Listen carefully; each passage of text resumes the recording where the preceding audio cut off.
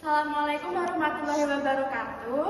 Di sini kami dari kelompok 9 akan mempresentasikan materi tentang manajemen persediaan. Sebelumnya perkenalkan, saya Harwiya Zahra Febriana. Saya Indriana Agustina. Saya Raffi Rizal Farizi. Nah, sebelum masuk ke apa itu manajemen persediaan, kita ketahui dulu yuk apa itu persediaan. Nah, persediaan sendiri merupakan barang yang disimpan untuk digunakan atau dijual pada periode mendatang demi menjaga kelancaran proses operasi perusahaan untuk memenuhi permintaan konsumen setiap saat. Nah, kenapa persediaan itu penting? Yang pertama ada faktor waktu, yang dimana namanya proses produksi dan distribusi sebelum barang jadi sampai ke konsumen. Yang kedua faktor ketidakpastian waktu dari supplier, yang dimana persediaan diperlukan agar tidak menghambat proses produksi dan pengiriman barang ke konsumen. Lalu faktor ketidakpastian penggunaan dari dalam perusahaan. Lalu faktor ekonomi, yaitu adanya keinginan perusahaan mendapatkan biaya rendah dalam proses produksi.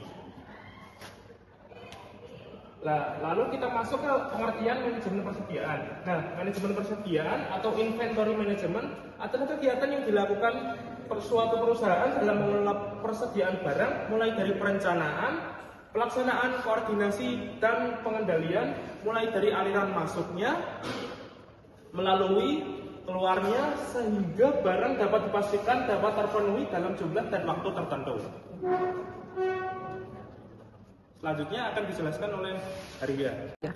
Selanjutnya ada jenis biaya persediaan, itu ada 4. Yang pertama, biaya pemesanan. Biaya pemesanan itu biaya yang muncul saat perusahaan memesan barang, seperti biaya administrasi atau pengiriman. Yang kedua ada biaya setup atau setup cost, yaitu biaya untuk menyiapkan proses produksi seperti biaya setting mesin, biaya tenaga kerja. Yang ketiga ada biaya penyimpanan. Biaya penyimpanan itu timbul karena menyimpan barang di gudang, contohnya biaya sewa gedung, listrik, asuransi. Yang terakhir ada biaya kehabisan kesediaan.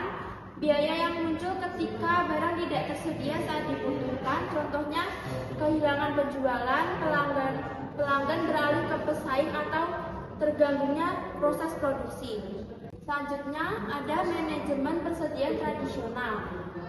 Pendekatan yang menggunakan persediaan untuk mengelola trade-off antara biaya pemesanan dan biaya penyimpanan agar optimal dengan menetapkan EOQ.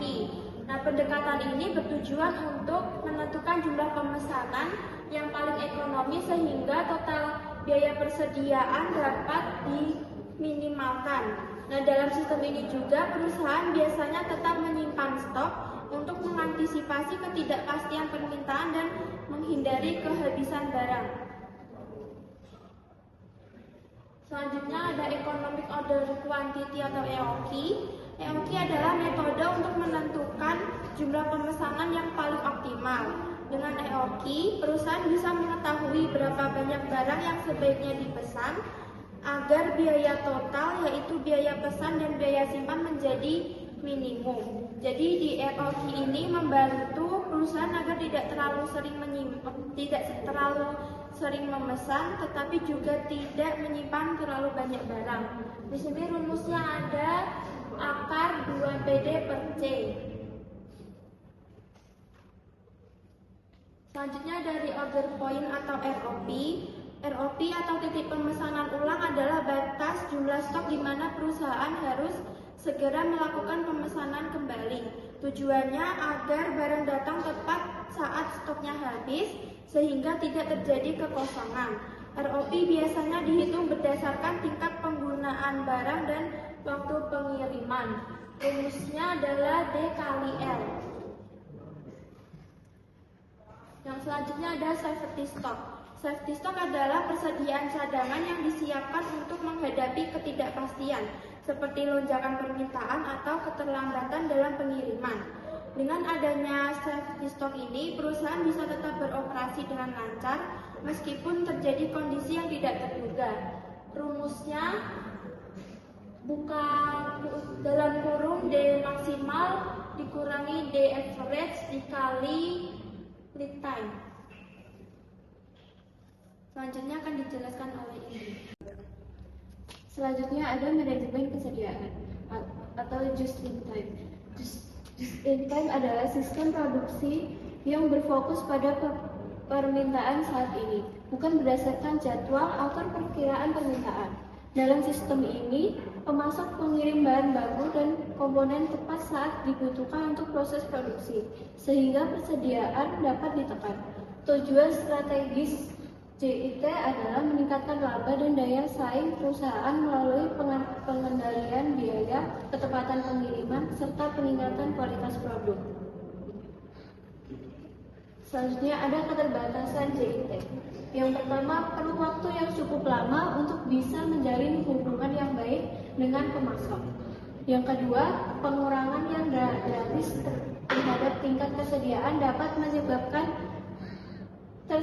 tersendatnya arus kerja dan menimbulkan tingkat stres yang tinggi di antara karyawan. Keterbatasan yang ketiga, tidak adanya kesediaan yang dapat digunakan untuk mengantisipasi masalah-masalah yang mungkin timbul selama proses produksi. Yang keempat, adanya risiko yang ditempatkan pada penjualan saat ini untuk memperoleh jaminan penjualan di masa yang akan datang.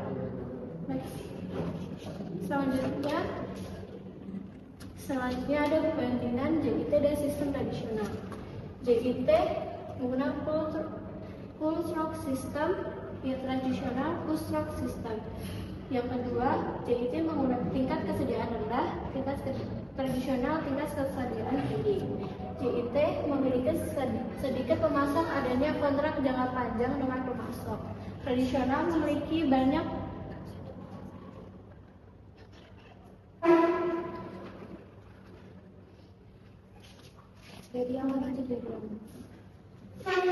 Selanjutnya ada perbandingan JIT dan sistem tradisional.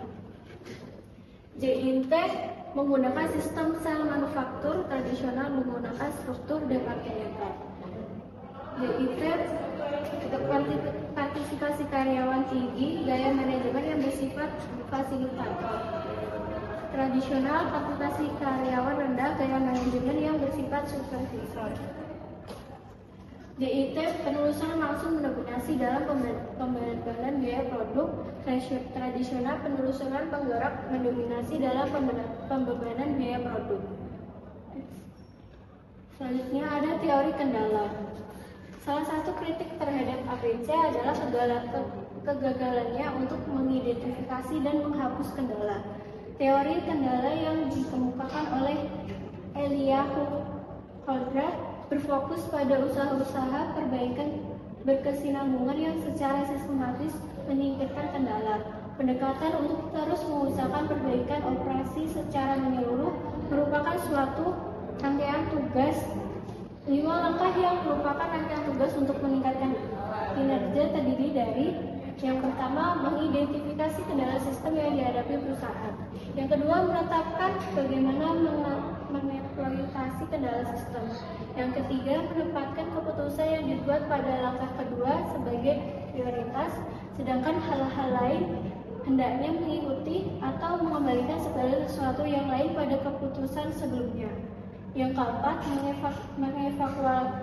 mengevaluasi kendala sistem dengan meningkatkan tingkat kapasitas kendala perusahaan. Yang kelima, mengulangi proses. Jika dalam langkah sebelumnya kendala telah disingkirkan, kita kembali ke langkah 1. Kesimpulannya, manajemen persediaan adalah proses penting dalam perusahaan untuk memastikan ketersediaan barang secara tepat waktu dan jumlah guna mendukung kelancaran operasional dan memenuhi permintaan konsumen.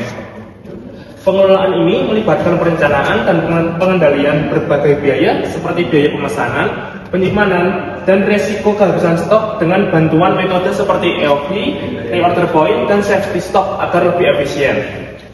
Selain itu, terdapat pendekatan tradisional dan sistem just in time atau JIT yang masing-masing memiliki kelebihan dan resiko. Secara keseluruhan, manajemen persediaan yang efektif dapat menekankan biaya, meningkatkan efisiensi, serta memperkuat daya saing perusahaan. Nah, sekian dari kelompok 9. Apabila kesalahan kata kami mohon maaf. Wassalamualaikum warahmatullahi wabarakatuh.